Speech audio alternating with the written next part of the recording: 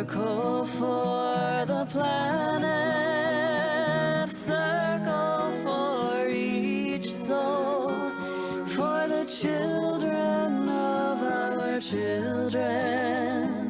Keep the circle whole, circle round for freedom, circle round for peace, for all of us imprisoned, circle for release, circle for the planet, circle for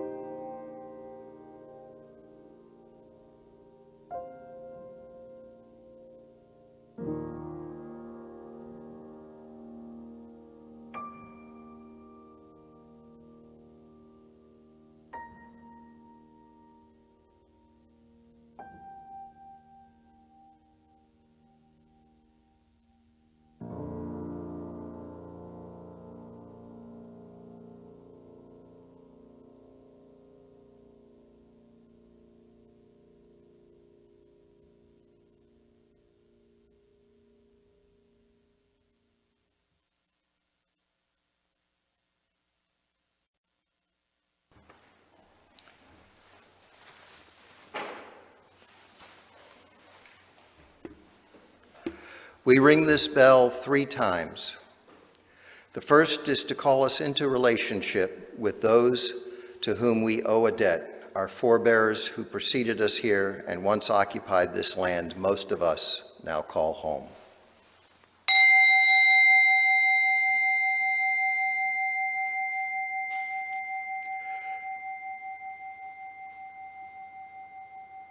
The second calls us into relationship with ourselves and one another, that we learn to grow wisdom and compassion and to share it generously.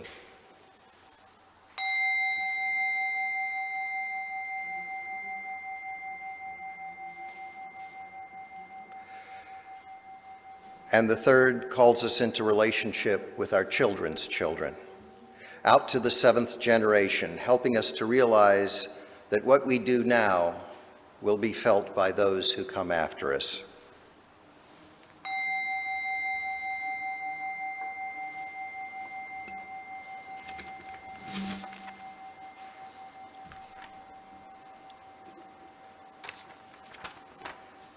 It is very true that we need one another. I certainly needed a lot of help from Greg and Graham to get going with this service today. So thank you, Greg and Graham. In my career as a family advocate, I had to understand what people need in this world in order to be people. Everybody, whether with a diagnosis or not. We all need to be heard. We need to have a purpose in life. And we need to know what people will miss if we aren't there. But by far the strongest need is for human connection. The time of recovery is non-existent if you live in isolation. Remember, by Joy Harjo. Remember the sky that you were born under. Know each of the stars' stories. Remember the moon, know who she is. Remember the sun's birth at dawn. That is the strongest point in time. Remember sundown and the giving away tonight. Remember your birth, how your mother struggled to give you form and breath. You are evidence of her life and her mother's and hers. Remember your father, he is your life also. Remember the earth whose skin you are. Red earth, black earth, yellow earth, white earth, brown earth, we are earth. Remember the plants, trees, animal life, who all have their tribes, their families, their histories too. Talk to them, listen to them, they are alive poems. Remember the wind, remember her voice. She knows the origin of this universe. Remember you are all people and all people are you. Remember, you are this universe, and this universe is you. Remember, all is in motion, is growing, is you. Remember, language comes from this. Remember, the dance language is, that life is. Remember. And how do I know how important a connection, a relationship is for each person? Because I have felt how empty life becomes when that relationship is no longer there. Life is fleeting, precious. We gather to make connection. We are gathered here now in the interconnected web that allows us to be here at all. Hold close these precious moments.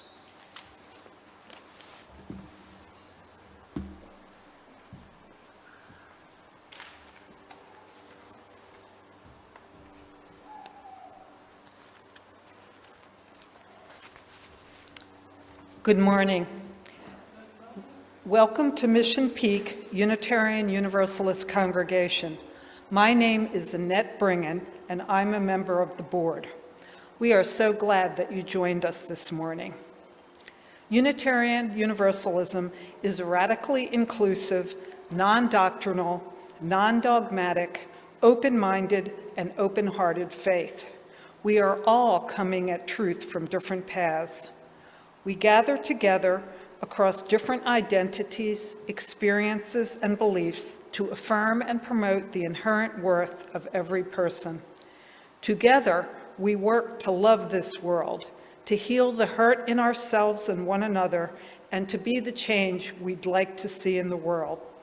Maybe you're here for the first time. We have been reaching out because we think the world, especially now, needs some friendly places to gather and find encouragement and hope. We are glad to welcome you. We use chat in the Zoom or our Joys and Concerns book by the door to share short, personal milestones of importance, which will be read aloud later in the service. A link will be posted shortly in the online chat to our welcome email, welcome@mpuuc.org. and to our weekly newsletter so that you can see upcoming events. We encourage you to join anything that speaks to you. We have social hour after the service where we get to visit with one another in breakout rooms or on the patio. The worship host will give you more information about this immediately after the service. Attendees should be masked inside and outside of Cole Hall, and N95 or KN95 masks are recommended. We have masks available at the welcome table in the back. Eating and drinking are only allowed outside. Please do not attend inside Cole Hall if contracting COVID-19 is an unacceptable risk for you or the people near to you. More information on our COVID policies is available on the bulletin board and in our weekly newsletter. We ask that you please silence your electronic devices. There is one more thing we'd especially like to call your attention to.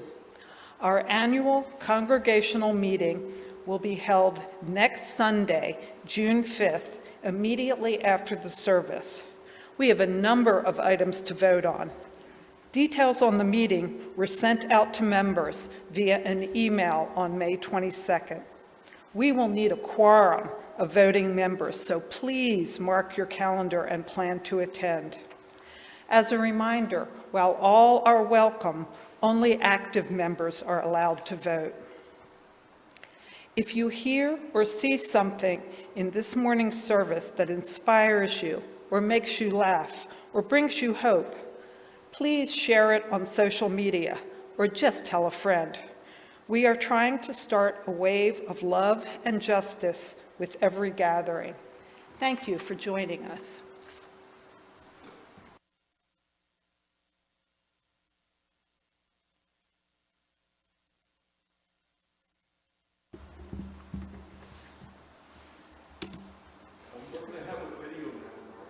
Yes.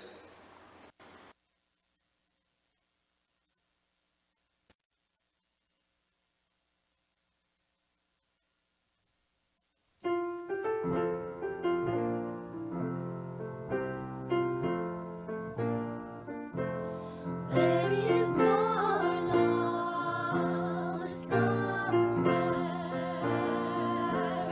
There is more love somewhere.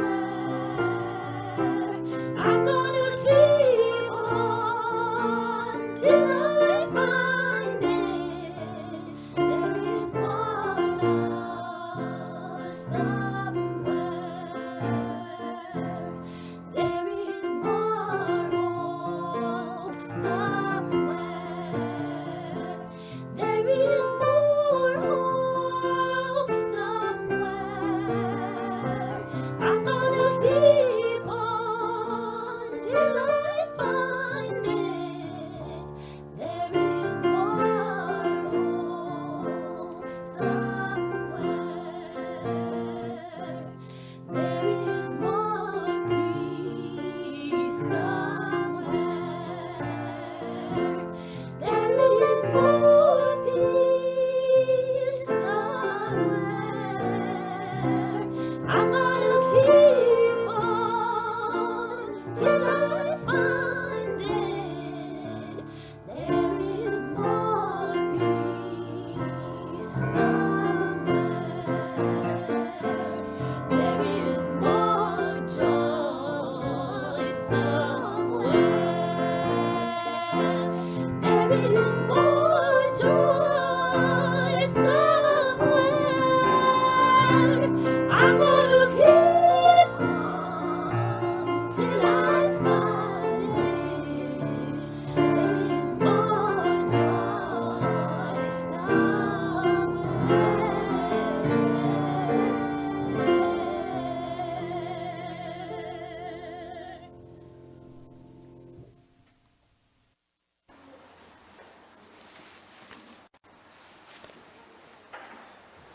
Please join with me in reciting these words which call us together as a community and with Unitarian Universalists all across the globe.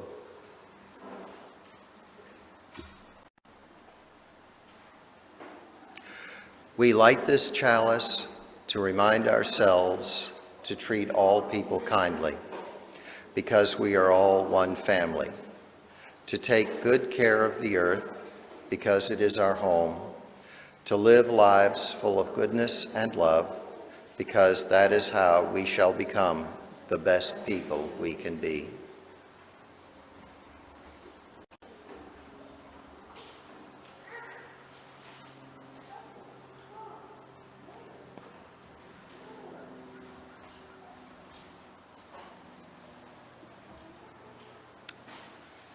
Okay.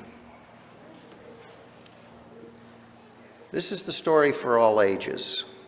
It's called The Memory Box. It goes into what it is like for somebody who needs someone else, another, but they are not there. When I first watched it, I fell apart. So I just want to give a heads up if this might trigger you. It is worth watching, I assure you. But be forewarned, it is potentially triggering. So, Graham.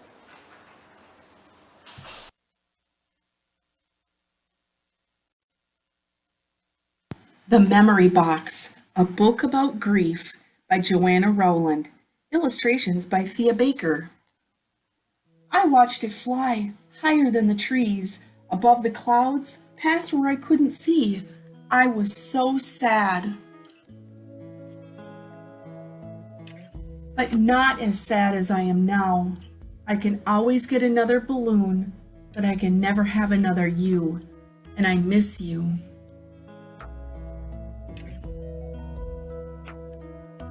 Sometimes I wonder what happens to your love now that you're gone.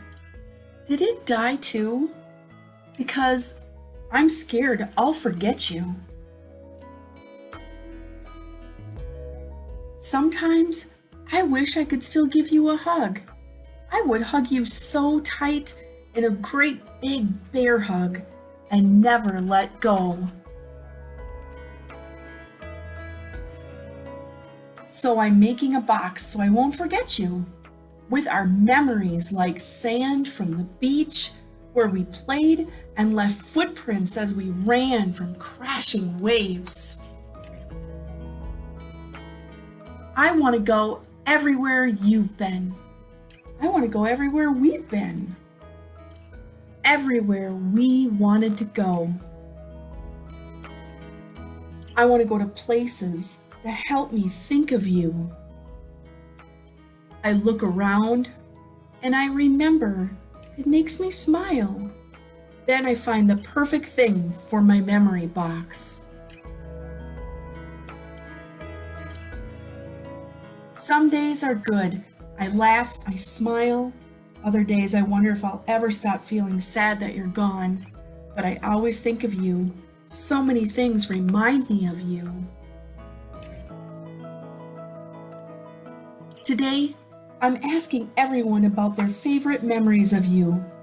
Sweet, silly, some. Just so you. I'm listening to every word, imagining you laughing with us. And it helps me when I think about our special times, and it even helps to still do the things we've planned to do together. You're still with me in my heart.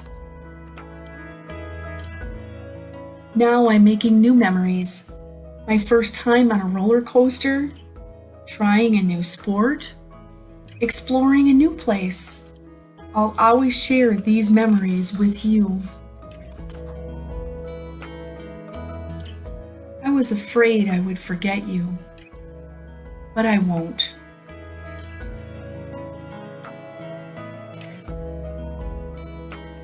You'll always be with me, no matter where I go.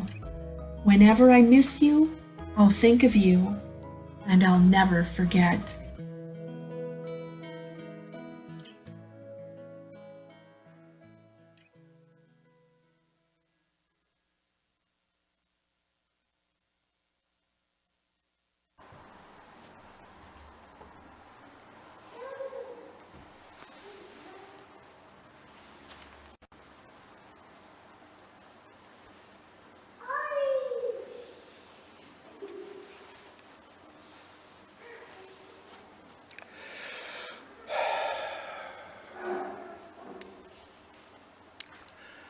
We come together every Sunday and all throughout the week for more than ourselves. We come to support one another in the ministries that infuse worth and dignity into our world, our youth, our programs of learning and leadership, and our ministries in the larger world, including our efforts towards anti-racism and oppression.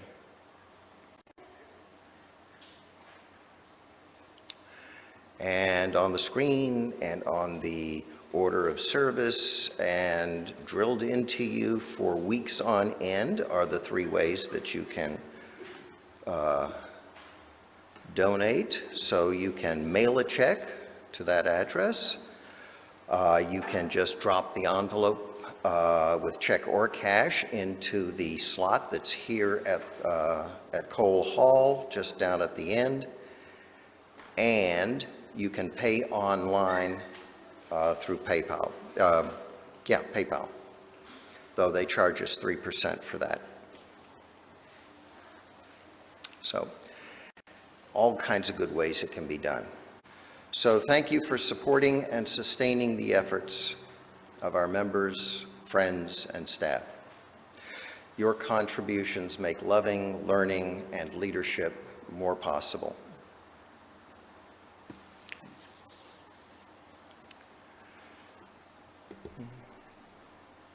Okay. So one of the things that allows us to find hope and meaning, especially in these hard times, is the love and support we show one another. If you have a joy or concern that by sharing with this caring community might bring the encouragement or resilience you are needing, please write it briefly, and you may do so while the music plays. If your need is personal, you may also send an email to our minister for a follow-up conversation. And we still have the book over on the table if you have a last-minute entry you want to make in that. Spirit made a place for you where everything is new. Spirit made a place for you where everything is new. Spirit made a place for you where everything is new. Love has made a place for you where everything is new. Love has made a place for you where everything is new. Love has made a place for you where everything is new.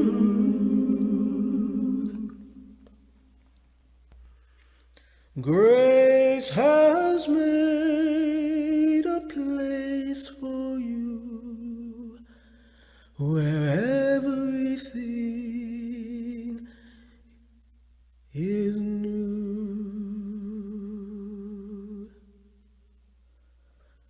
Grace has made a place for you where everything is new. Grace has made a place for you where everything is new. Grace has made a place for you where everything is new.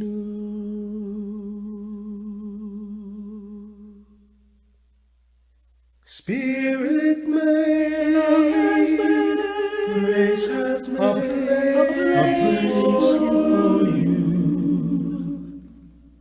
Where everything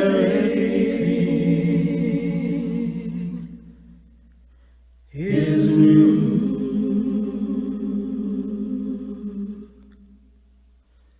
Spirits made of has made us place for you.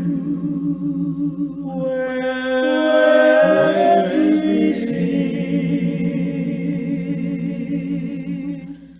is new.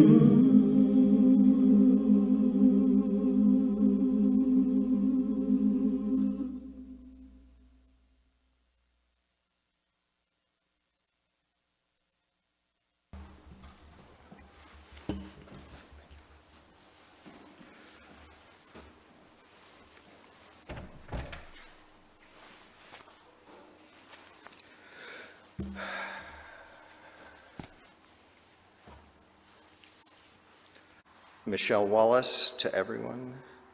My heart breaks for the families of the children and teachers who were gunned down in Texas. May we do something to ensure that this is the last time we have to mourn this kind of loss.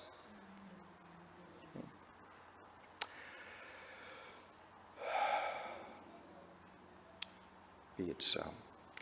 And now one last stone for those thoughts and feelings too tender to tell.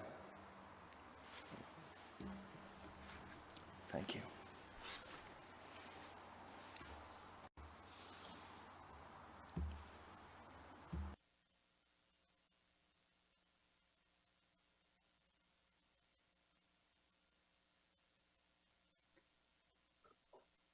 It is good to be together with you on this Memorial Day weekend, especially after the difficult week we've had.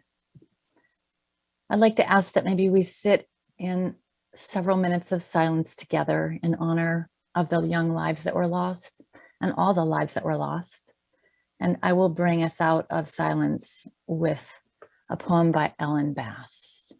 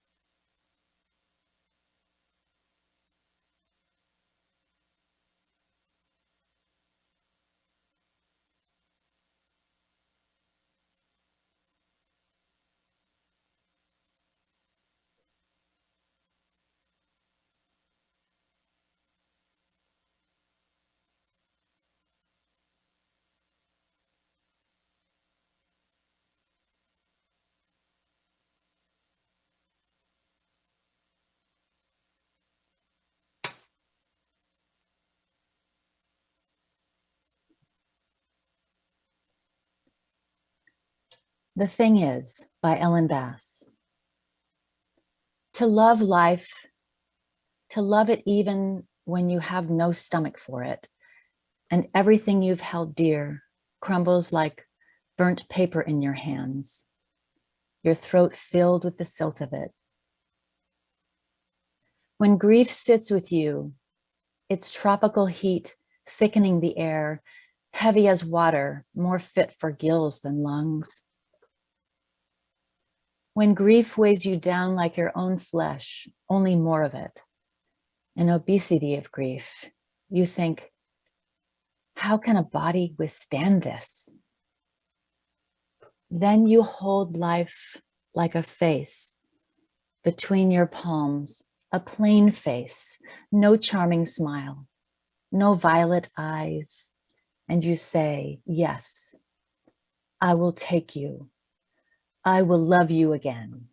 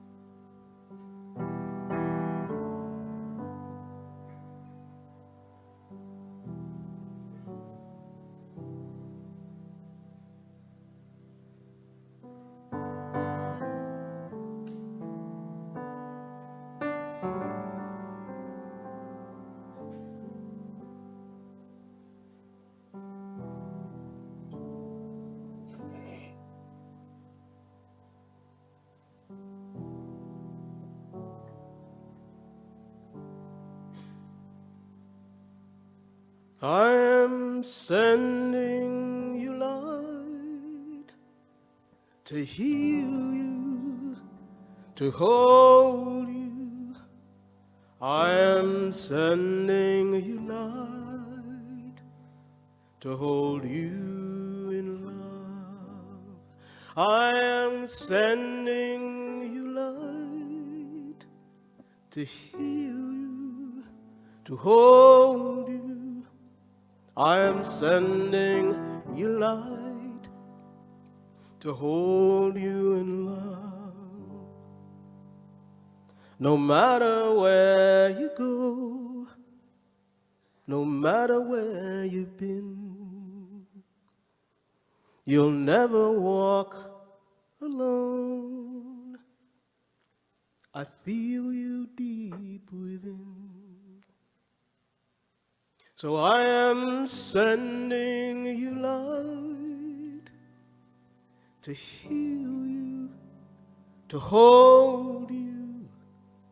I am sending you light to hold you in love. I am sending you light to heal you, hold you. I am sending you light to hold you in love. No matter what you feel or what you choose to show, I'm always there for you. And so I want you to know that I am sending you light to heal you, to hold you. I am sending you light to hold you in love. I am sending you light to heal you, to hold you. I am sending you light to hold you in love.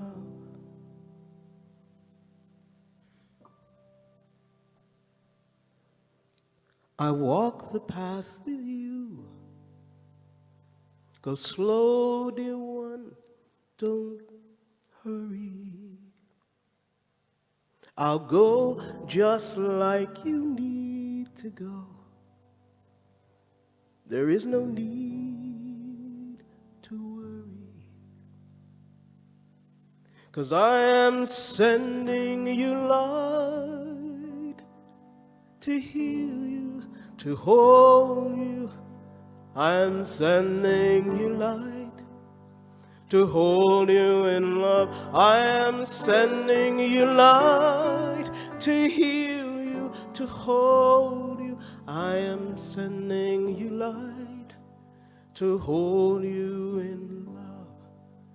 I am sending you light to heal you, to hold you. I am sending you light to hold you in love.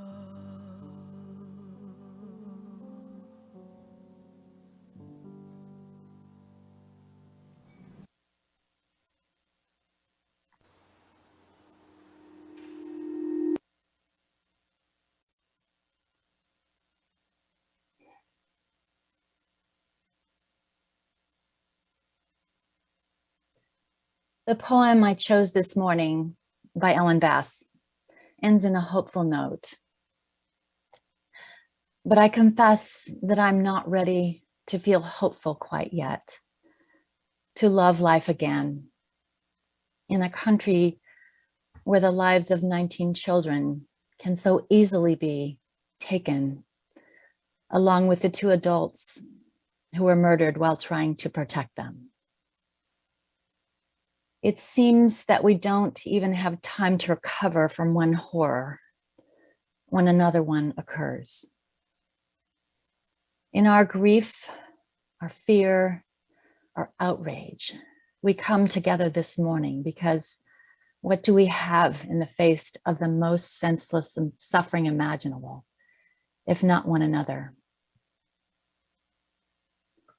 I can feel your love coming through today.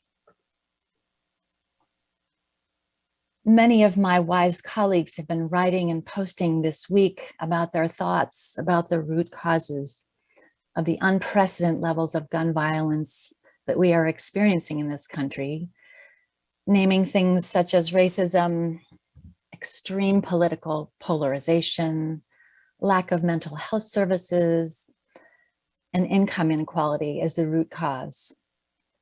Others are busy organizing actions to address gun violence. I recognize the truth in the things they have to say and admire their advocacy effects. But I am not ready to speak today about causes or solutions because today, right now, I just feel as if I'm drowning in a pool of grief. I do not believe that gun violence in particular is something we ought to get used to, but more generally, suffering and grief are unavoidable realities, inescapable, inevitable. Throughout our lives, we live on the knife edge of the present moment with very little actual control over what may happen next. On any given day, we may have a car accident, children can be gunned down, people we love can leave us. We experience painful separations, illnesses, loneliness, abuse, betrayal. We face the loss of our youth, our mobility, our independence, and ultimately everything. In the words of David White, heartbreak is not a visitation, but a path that human beings follow through even the most average life. I'm sure that many, if not all of you here, could tell me a story about grief and suffering. I have my own story. 5 years ago, I experienced a catastrophic health crisis. On the very day we celebrated my daughter's wedding, I was hospitalized because my liver failed suddenly due to an autoimmune condition that I had been unaware that I had. Just 3 weeks later, I received a liver transplant, and it was frankly a miracle that there was a liver available. On the very day of that operation, my beloved father died.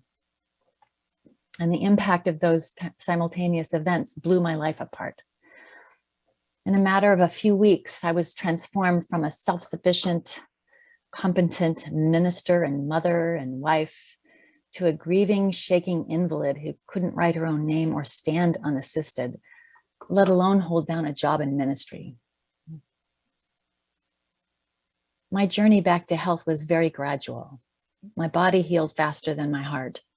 I felt unbearably sad as I considered my losses, my health, my father, my job serving the congregation in Napa.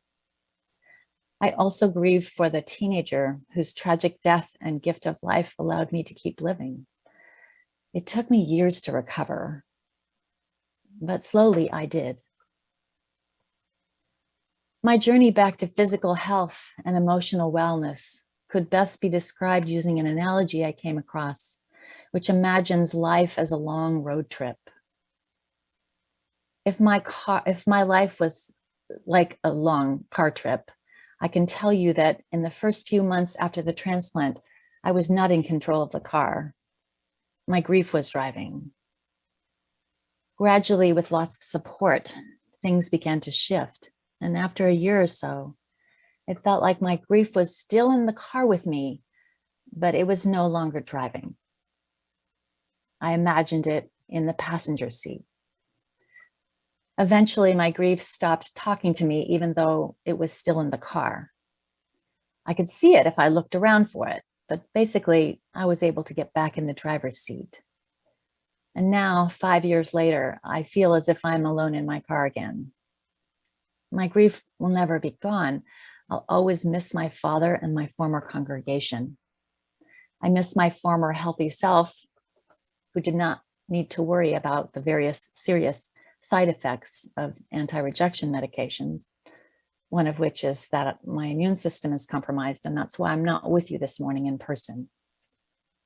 But my grief is in the trunk now, and I can choose to unpack it or leave it there. When pain and grief are driving, life can be very hard to manage. You may end up in places you never intended to go, doing things you never thought you would do.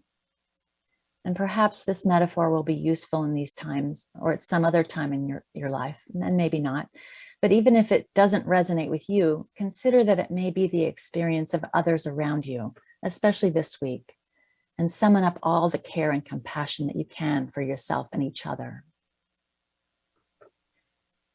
In light of our inevitable suffering and the tragedies that are unfolding daily in this country, how or where can we get help coping with our suffering? Well, there's of course no one answer. How we cope varies from person to person. But Richard Rohr once said something that came into my mind this week. If your religion is not teaching you how to recognize, hold, and transform suffering, it is junk religion. And I want to pose to you this morning that our faith, our religion, does teach us these three things and can be a great source of comfort.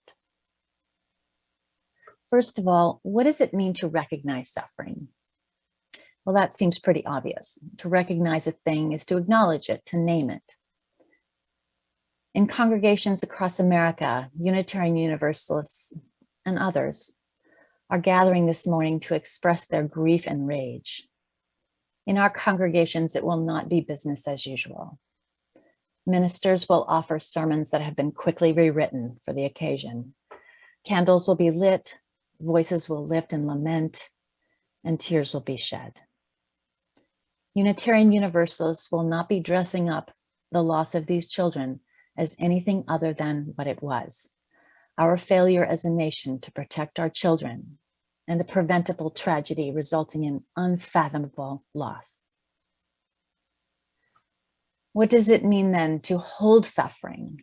And what would that look like here in a UU congregation? It means we go beyond coming together to talk about and share our feelings. It means we would stop what we'd usually do and respond to what has happened together as a community. And this could take the form of some sort of ritual. Rituals are powerful by nature, and that explains why they're done in every culture that's ever been studied. A ritual is a sequence of events done in the same way, in the same order, generally in the same setting by the same people. Rituals help us feel connected with something greater than ourselves, including the people who came before us and the people who will come after. Consider the rituals we perform when babies are born, or when we make lifetime commitments, or lay our loved ones to rest. The fact that you are with us this morning indicates that you're familiar with rituals, as what we're doing here is a weekly ritual.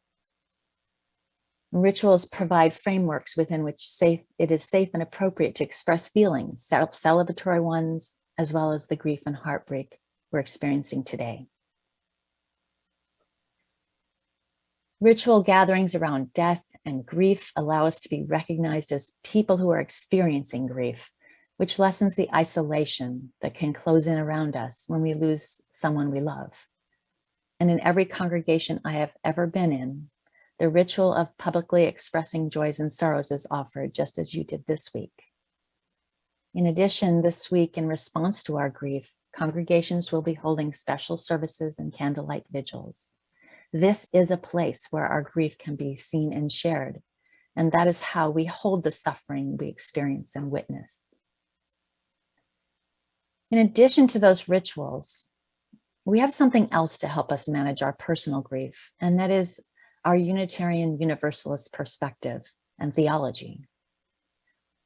Our faith supports us each in a free and responsible search for truth and meaning. Our grief, our pain, our suffering is ours to assign meaning to, if that is comforting. We are not required to believe that our suffering is part of God's plan or happened for a reason, or is the result of our not thinking positive enough thoughts or not belonging to the right faith tradition. We are free to find our own truth about the meaning of suffering. Perhaps you find comfort in the Buddhist perspective, embracing the impermanence of life. On the flip side, it may be a comfort to you to be completely free of an obligation to find meaning in suffering. As Unitarian Universalists, we value reason and science. You may find comfort in the understanding that things happen randomly, good things and bad things. Our suffering doesn't have to fit into some larger framework of meaning. You can choose to comfort yourself with reason or approach it as a problem that we are obliged to solve together. That allows us to work on it. Or you may approach suffering with an understanding that, like everything else in life, this too shall pass. But let me just say, this will not comfort a parent who has lost a child. What I find most comforting in Unitarian Universalism is something that has been touched on today several times, and that is our understanding of interconnectedness. Having an experience of interconnectedness with the natural world gives me personally a sense of belonging, which is powerful enough to ease the pain and heartbreak that I experience. As I lay dying in the hospital 5 years ago, that understanding of my interconnectedness eased my fear of death. I understood that I might be gone, but something of me would always remain connected to life. I remember reading a poem by Nancy Wood called "My Help is in the Mountain." It goes like this. My help is in the mountain, where I take myself to heal the earthly wounds that people give to me. I find a rock with sun on it, and a stream where the water runs gentle, and the trees which one by one give me company. So must I stay for a long time, until I have grown from the rock, and the stream is running through me, and I cannot tell myself from one tall tree. Then I know that nothing touches me, nor makes me run away. My help is in the mountain. That I take away with me. This brings me to the third thing on Richard Rohr's list, which is the possibility of transforming suffering. And this is the most important one to me. This is the thing we take away. And this is where I believe Unitarian Universalism shines. We can transform suffering by continuing to show up and stand up for the values that our faith promotes. We can continue to advocate for equal rights and the inclusion of the marginalized. We can renew our push to reform gun laws. We can keep demanding a healthcare system that cares for everyone, including the poor and those suffering from mental illness. We can and will continue to teach our children to respect and value diversity. We will not stop registering voters and attending marches and protests. We will keep providing food for people in need. It is clear to me now than ever that our small but mighty denomination matters, and the things we stand for are desperately needed in this country right now. So if you cannot march or lobby or teach or serve others, you can still come here and be a part of and support this community the best you can. That alone can be an act of transformation. You never know who you'll meet here, who needs to meet you and hear what you have to say. I can speak directly to that, as when I first came to a Unitarian Universalist congregation, the people there loved and accepted me in a way I had never experienced. And I went from that congregation to seminary and then into the ministry, where I've had the privilege of serving for over 15 years now. In these times, let us keep our hearts warm and our vision clear. It is more important than ever that we come together and hold fast to our Unitarian vision of greater love and our Universalist vision of greater love and our Unitarian faith in the ultimate goodness in humanity. So as you grieve personally or communally, or when fear or rage strikes your heart, reach out to someone else. Offer what you can to help one another. My father used to tell me that this is how the folks in his town survived the Great Depression. And in times like these, like those, we need one another. Together, may we gather the strength to take life between the palms of our hands again and say, yes, I will take you. I will love you again. May it be so.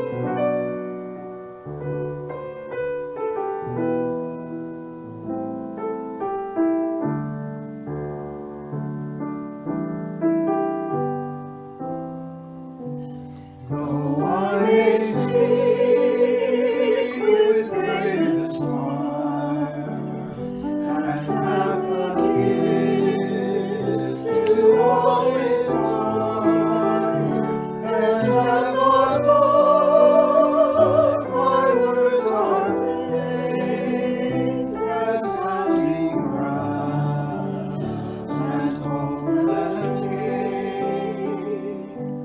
Though I may give all I possess, and shining so my love profess, but I cannot give my love within.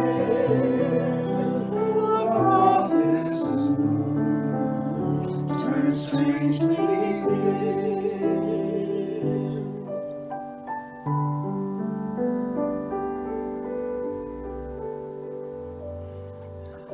Spirit of our hearts control, our spirits long to be made whole, that inward love got every gift. By this we worship and are free.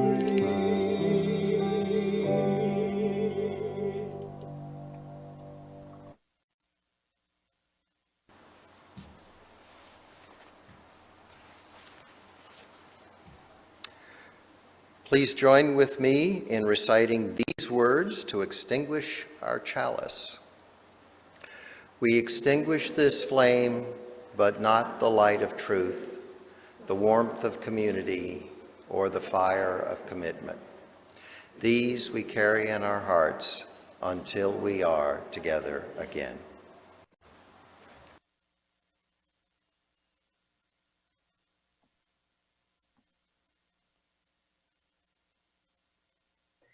My friends, I invite you to put a hand on your heart and another on the shoulder of someone near you. If you are not close enough to reach another person, lift your hand up to the world and imagine yourself connecting with someone who needs your love today. I offer as a benediction the words of Wayne Arneson. Take courage, friends. The way is often hard.